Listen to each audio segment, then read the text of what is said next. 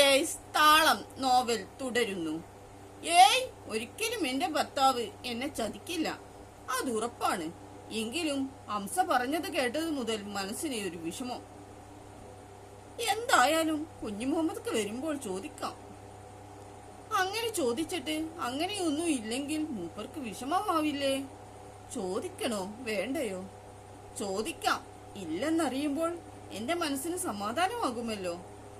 വൈകുന്നേരം 7:30 കുഞ്ഞു മുഹമ്മദ് വീട്ടിലെത്തി.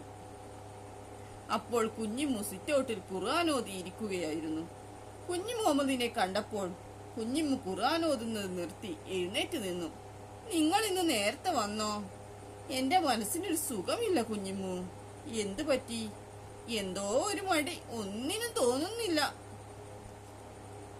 ഹംസ പറഞ്ഞ കാര്യം ഇപ്പോൾ ചോദിക്കണോ?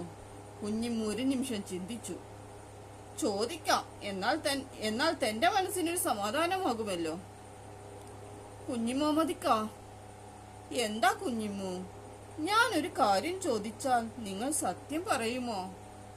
ഞാൻ ഇതുവരെ നിന്നോട് കള്ളം പറഞ്ഞിട്ടുണ്ടോ കുഞ്ഞിമ്മു? ഇല്ല. എന്നാൽ ചോദിക്ക്. നിങ്ങൾക്ക് വേറെ ഭാര്യയും കുട്ടികളുമുണ്ടോ?